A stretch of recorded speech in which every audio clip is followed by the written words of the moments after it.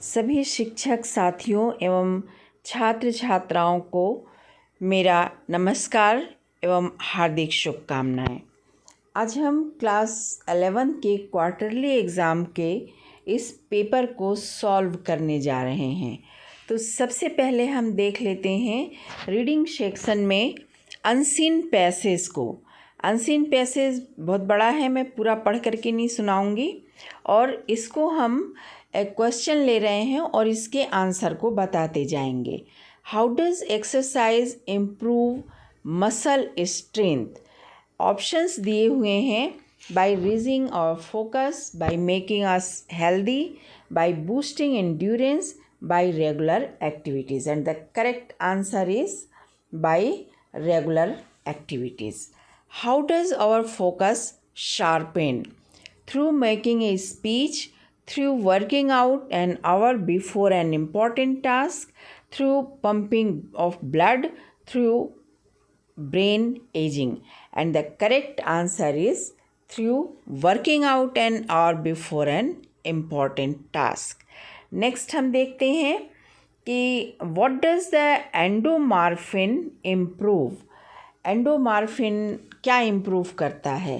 And the option is the functioning of brain, blocking distractions, increasing concentration, and all the above.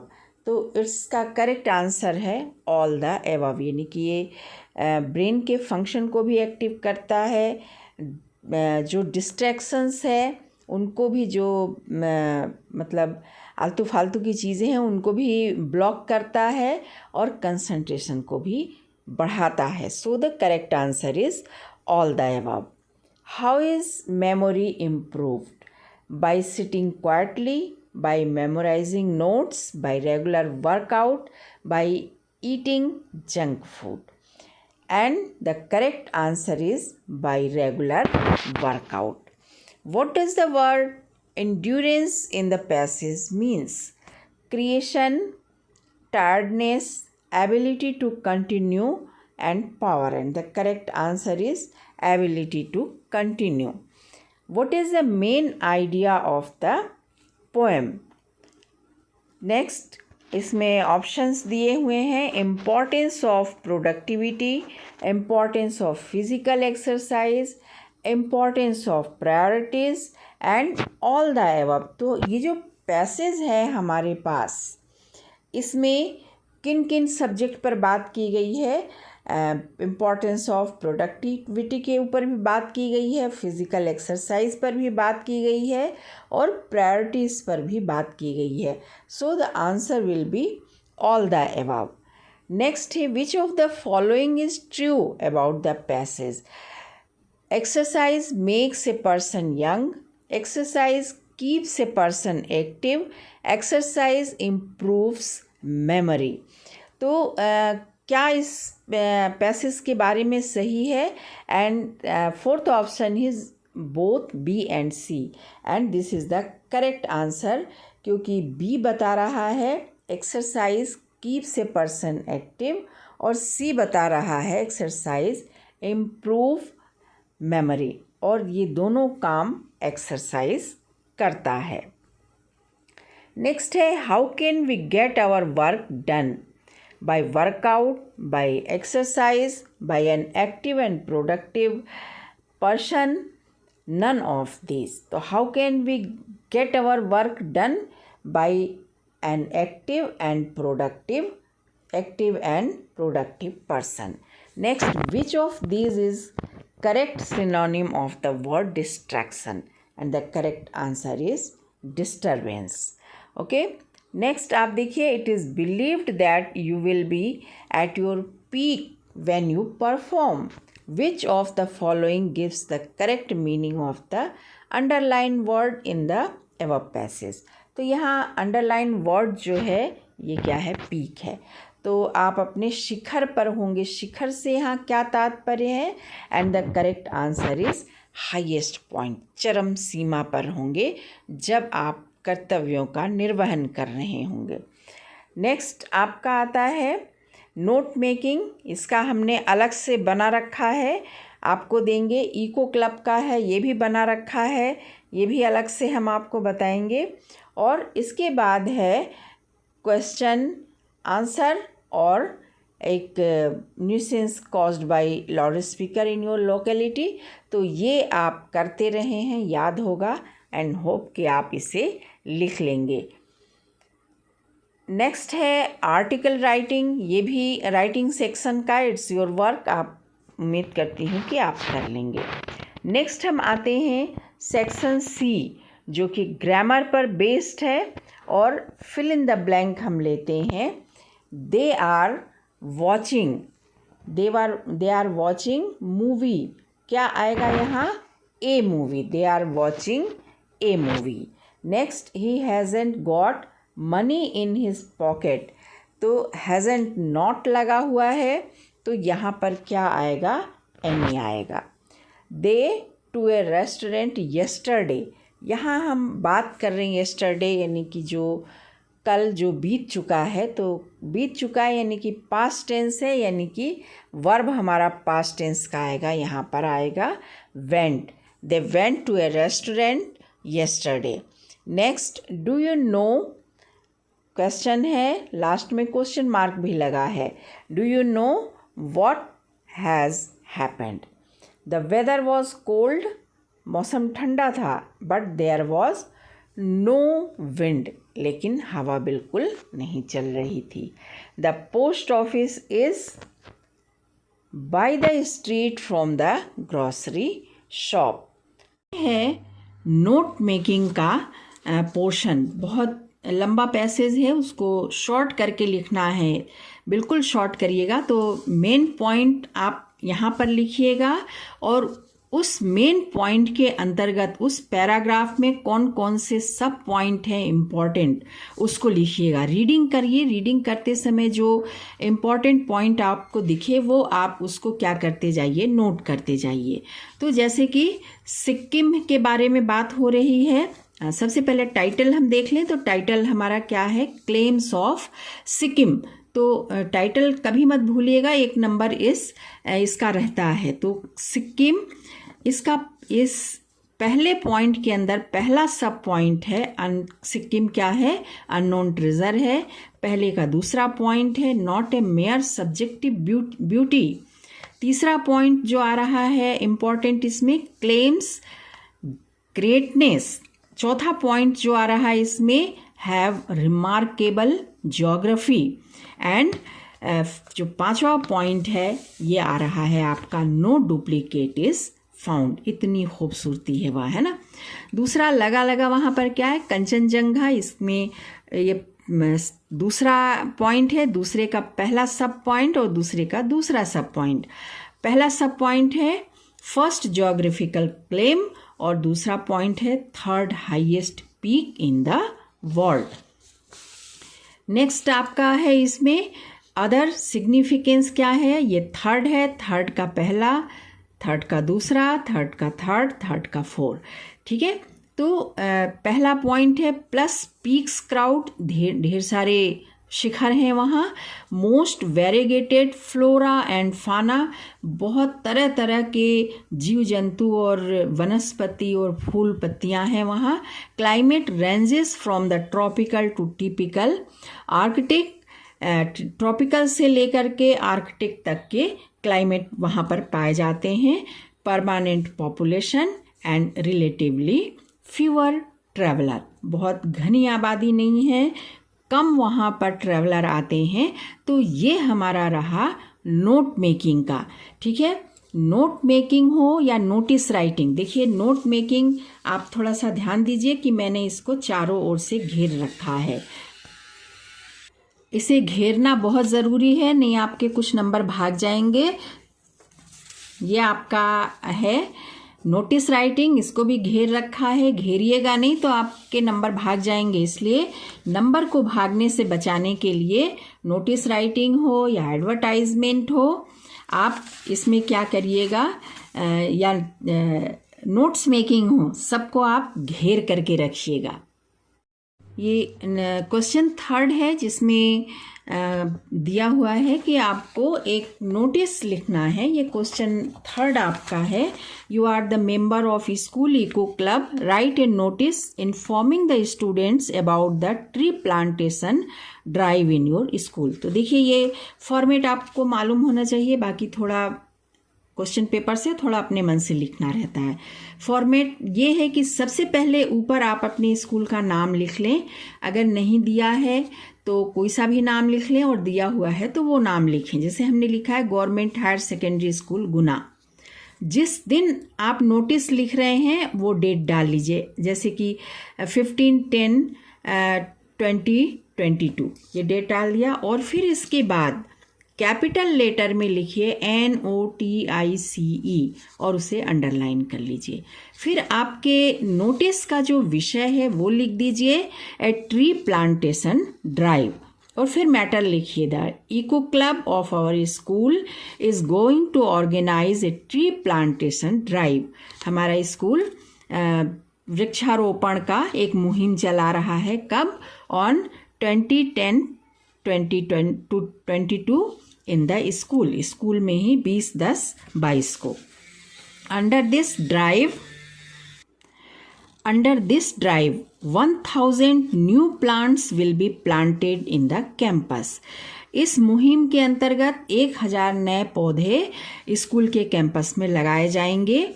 Free seeds and saplings will be distributed to the students. बच्चे अपने घर पर भी वृक्षारोपण करें, इसलिए उनको फ्री में सीड और सैपलिंग यानी कि जो रोपे होते हैं वो उनको दिए जाएंगे। All the students are invited to take part in this drive. तो सभी बच्चों को निमंत्रित किया जा रहा है कि वो इस मुहिम में हिस्सा लें। It will be inaugurated by the principal of our school on 2010-2022 at 10 AM in the school green belt।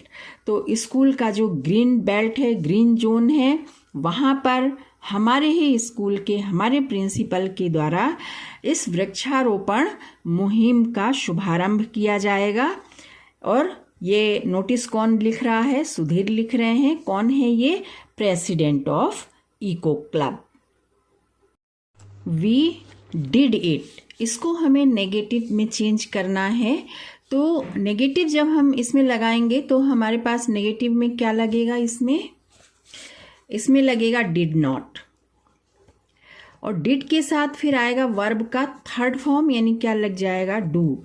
तो हमारा सेंटेंस बनेगा we did not do it। okay, then he is Himalaya highest the world mountain of the। बहुत ही simple सा sentence है, इसमें आपको rearrange करना है। तो सबसे पहले आप ले लीजिए सब्जेक्ट, तो ये हो गया द हिमालय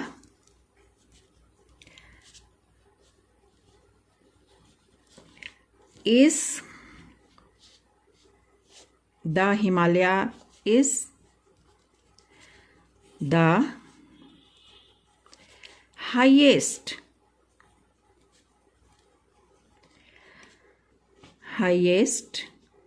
mountain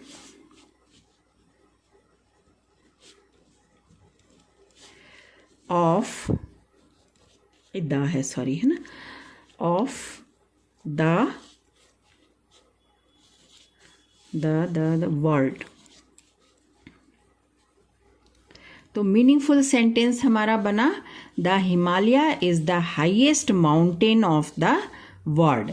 नेक्स्ट है he is sleeping for 3 hours। इसको करेक्ट करना, देखिए यहाँ फॉर का यूज हुआ है, और फॉर और सिंस का जिस सेंटेंस में यूज होता है उसमें हैज़ बीन या हैव बीन के साथ ING लगता है ना। तो यहाँ ही है, ही के साथ लगेगा हैज़ बीन, और स्लीपिंग फॉर 3 hours हो गया आपका sentence correct. He has been sleeping for 3 hours। Next हमारा सेंटेंस है ही इज़ वेरी पुअर। दूसरा sentence he can not pay the fees, इसको सो दैट से जोड़ना है। वेरी को हटाइए, यहाँ पर क्या लगाइए? सो, और फुल स्टॉप को हटाइए, यहाँ पर दैट लगा दीजिए बस।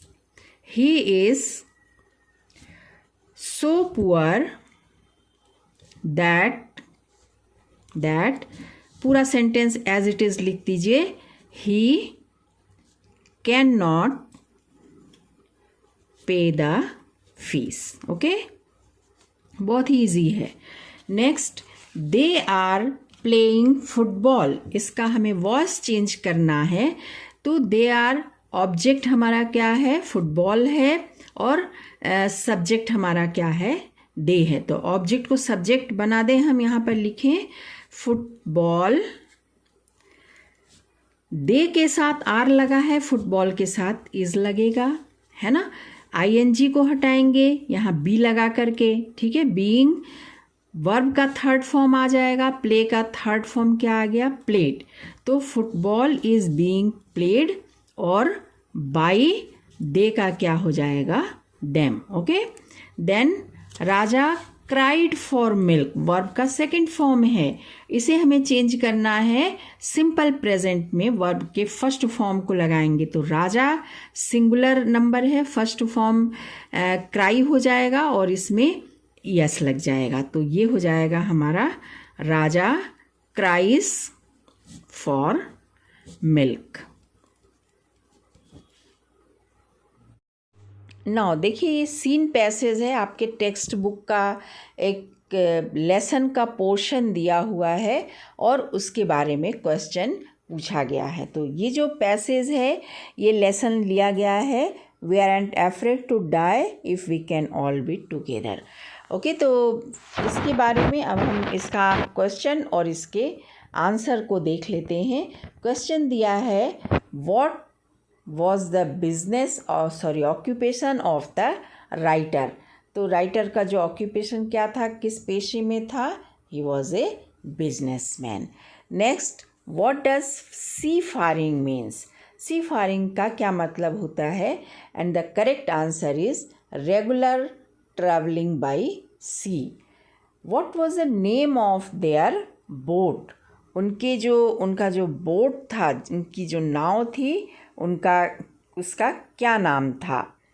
तो correct answer is Titanic option दिया है, वॉयजर, वेव वॉकर और Avenger, and the correct answer is wave walker.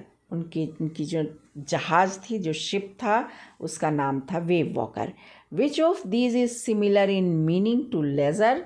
Laser का सिनोनिम यानी कि समानार्थी क्या है, फ्री टाइम। ओके, देन अब इसके बाद आ रहा है पोम का सेक्शन, जिसमें एक पोम दिया हुआ है। आई थिंक कि ये पोम किस में है, द वॉइस ऑफ रेन से लिया गया है। तो आते हैं इसके क्वेश्चन आंसर पर। The poem of earth is, तो अर्थ के पोएम को क्या कहा जा रहा है, किसको कहा जा रहा है, रेन को कहा जा रहा है। Correct answer is rain. What is the meaning of impalpable. Impalpable का अर्थ क्या होता है, इसका करेक्ट मीनिंग है something that can not be touched, वो चीज़ जिसे छुआ नहीं जा सकता है। थर्ड क्वेश्चन है, which poem these lines have been taken from, and the correct answer is the voice of the rain. Next आप हम आते हैं, एक और एक्सरसाइज यहाँ पर दिया हुआ है, ये स्नैपशॉट से लिया गया है, एरम और मुराद का है। तो आते हैं क्वेश्चन आंसर पर। Who was sitting on the horse, घोड़े पर कौन बैठा था, cousin of speaker. From which lesson the above extract has been taken, किस लेसन से लिया गया। Correct answer is the summer of the beautiful white horse. Then in which language did Mourad speak, Mourad जो था वो किस language में, कौन सी भाषा बोल रहा था। Obviously he was speaking Armenian language. Next पूछ रहा है कि right the noun form of the word beautiful. Beautiful का नाउन फॉर्म क्या होगा, ब्यूटी।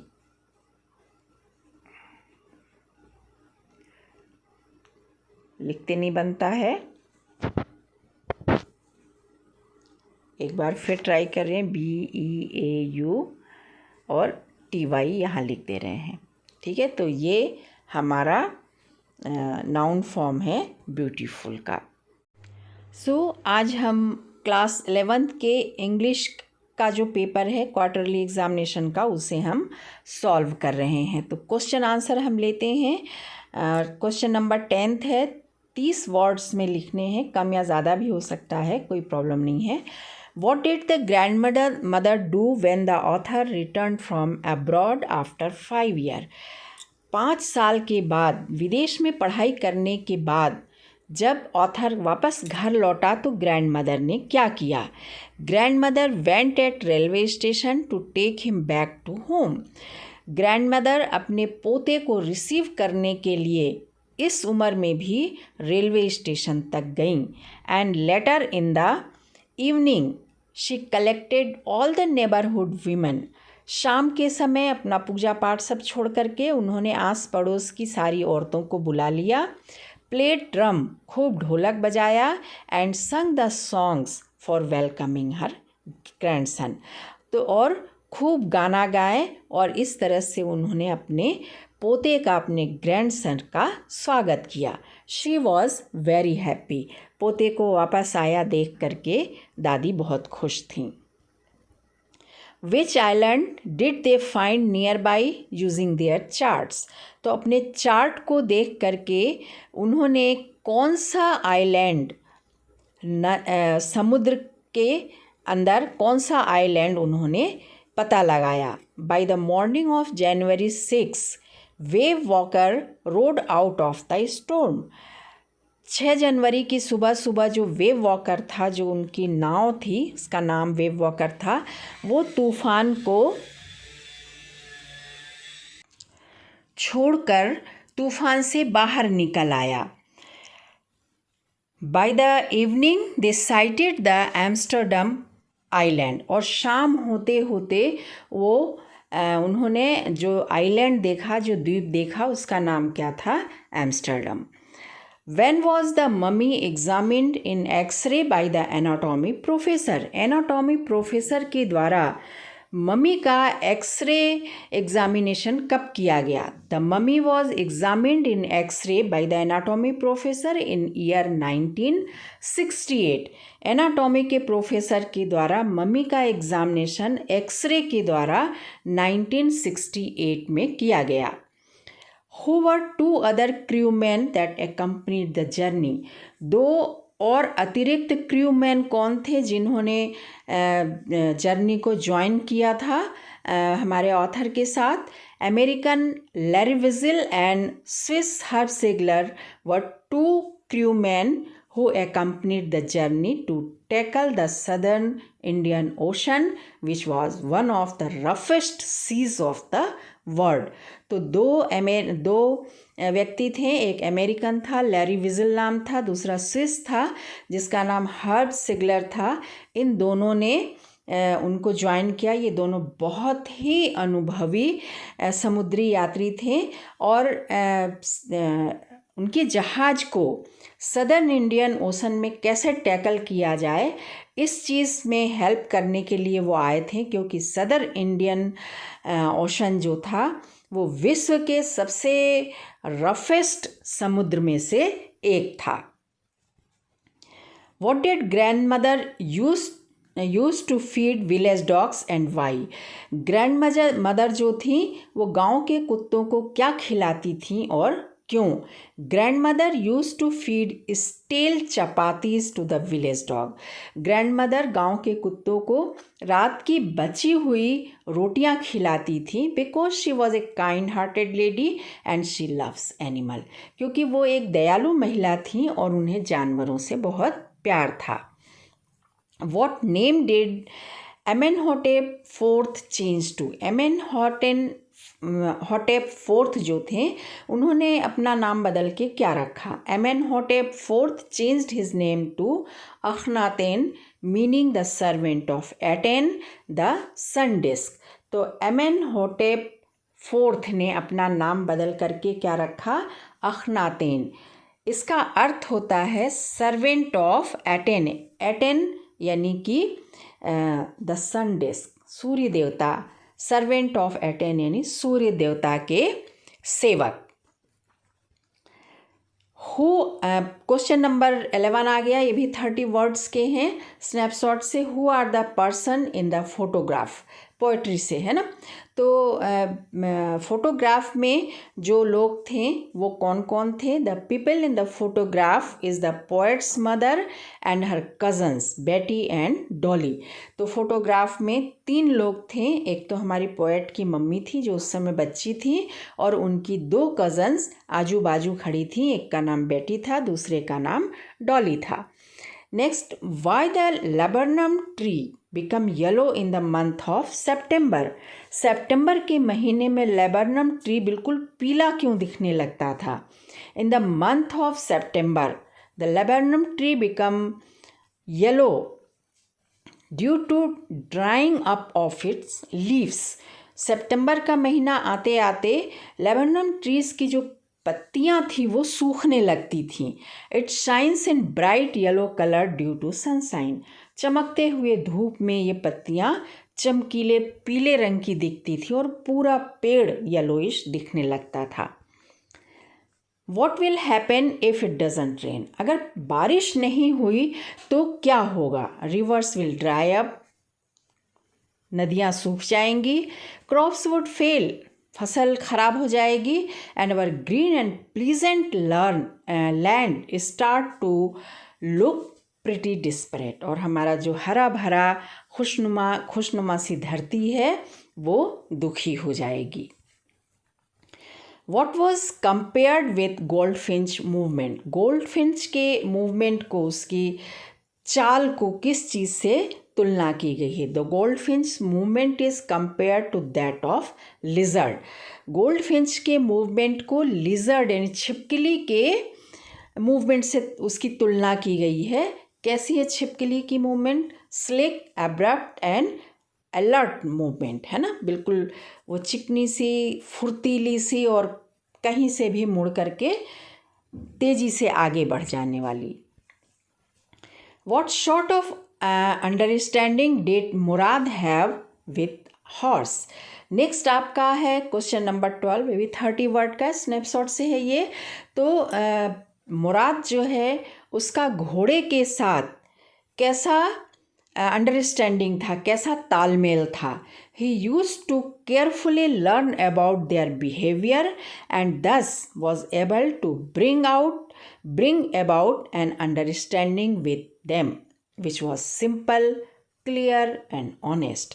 वो मुराद जो था घोड़े के व्यवहार का बहुत गहराई से अध्ययन कर रहा था और फिर उसको टैकल कर रहा था, और इसी कारण से उस घोड़े के साथ उसके व्यवहार को समझने लगा था, घोड़े के मूड को समझने लगा था, इसलिए उस घोड़े के साथ उसका बहुत ही अच्छा तालमेल बैठ गया। और ये तालमेल कैसा था? सिंपल था, क्लियर था और ऑनेस्ट था।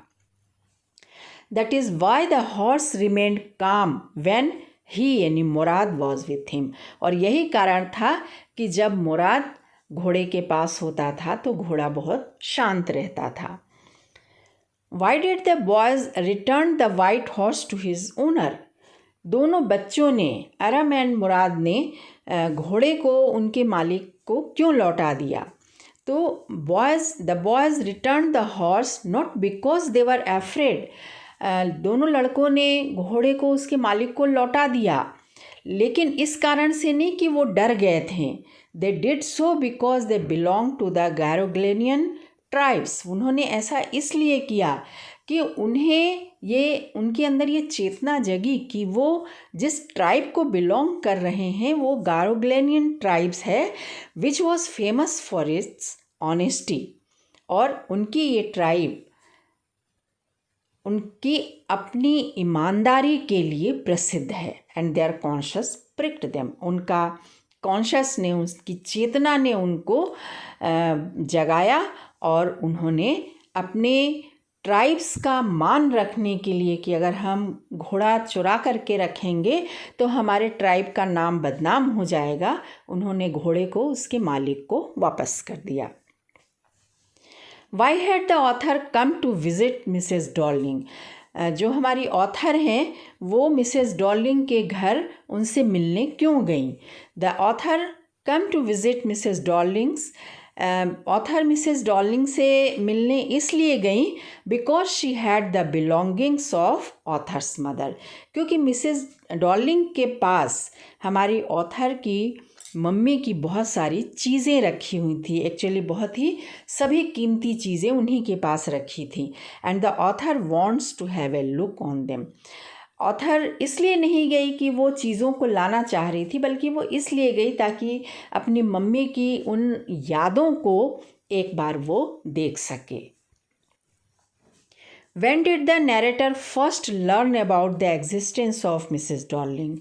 तो नैरेटर जो थी वो सबसे पहले मिसेस डॉर्लिंग जैसी कोई महिला है इसका पता कब लगा? When she was at home during first half of the war, जब हमारी ऑथर युद्ध के प्रथम हाफ के दौरान अपने घर पर आई थी, she noticed that various things are missing. तो उन्होंने देखा घर पर बहुत सी चीज़ें ऐसी थीं जो कि पहले थीं और अब नहीं हैं।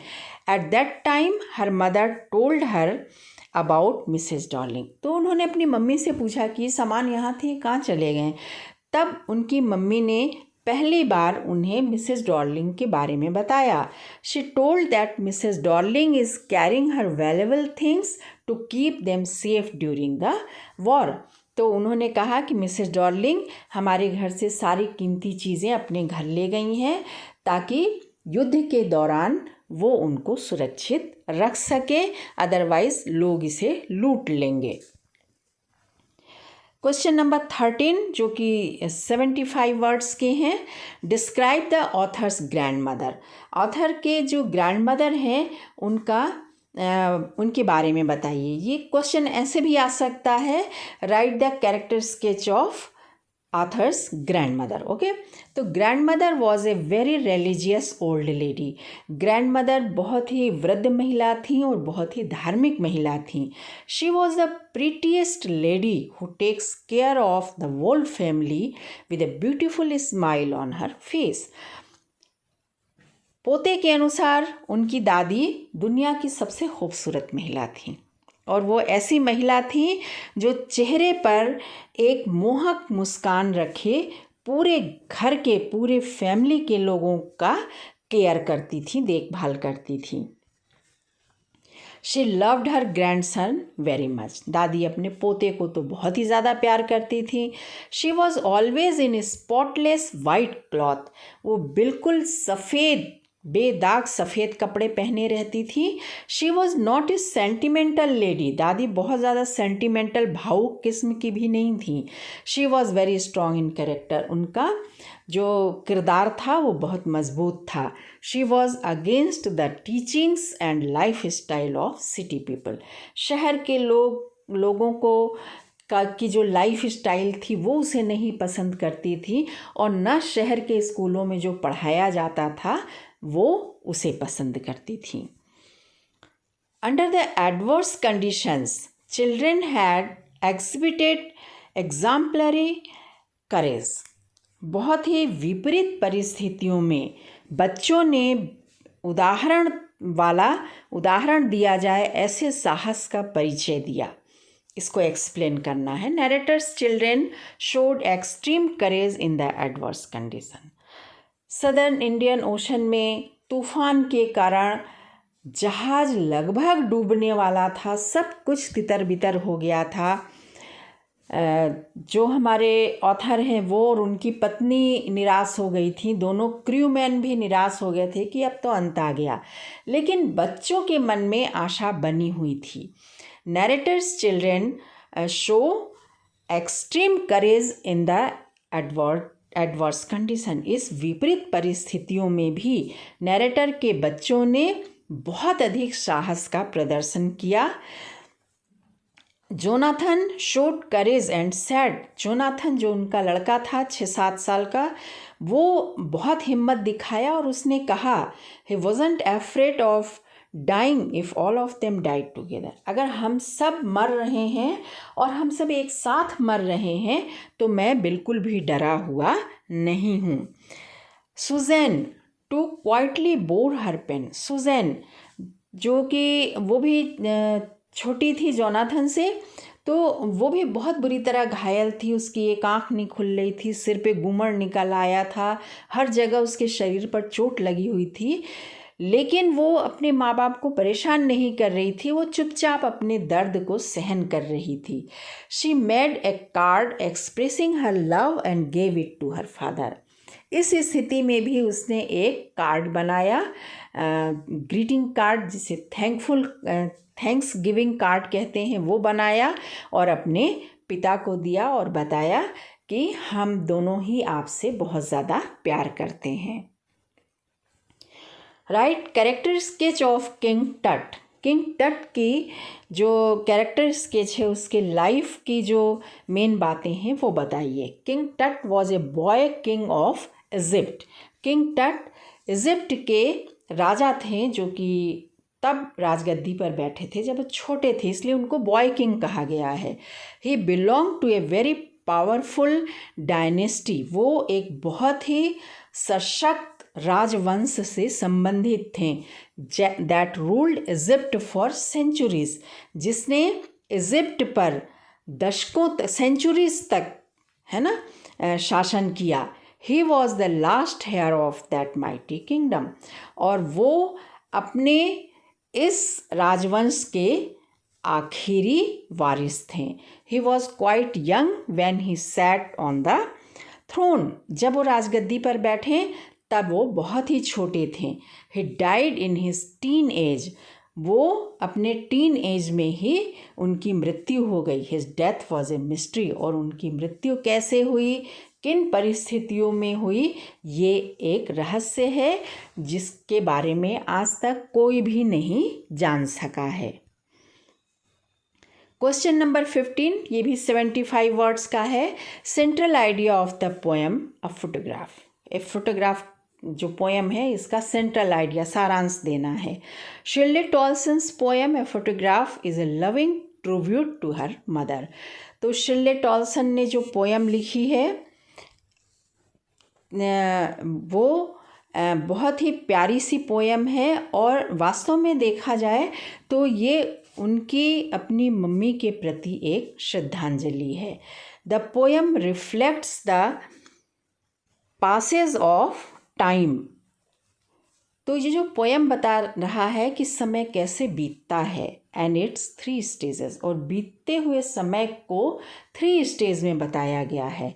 In the first stage the photograph shows her mother enjoying a holiday on a beach along with her 2 girl cousin, तो पहले स्टेज में ये बता रहा है कि एक फ़ोटोग्राफ है, उसमें ऑथर की मदर है जो कि उस समय 12 साल की थी और अपने 2 गर्ल कज़न बेटी और डॉली के साथ सी बीच पर खड़ी हैं। She was of 12 at that time, है ना, उस समय वो 12 साल की थी।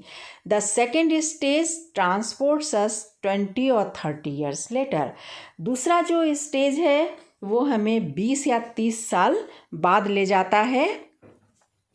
This stage shows the mother laughing at her picture, और ये इस स्टेज में हमारी ऑथर का जन्म हो चुका है, मदर बड़ी हो गई हैं काफ़ी, है ना, और जब वो उस पिक्चर को देख रही हैं जिसमें वो बेटी और डॉली के साथ हैं, तो वो उस पिक्चर को देख करके खूब हंसी।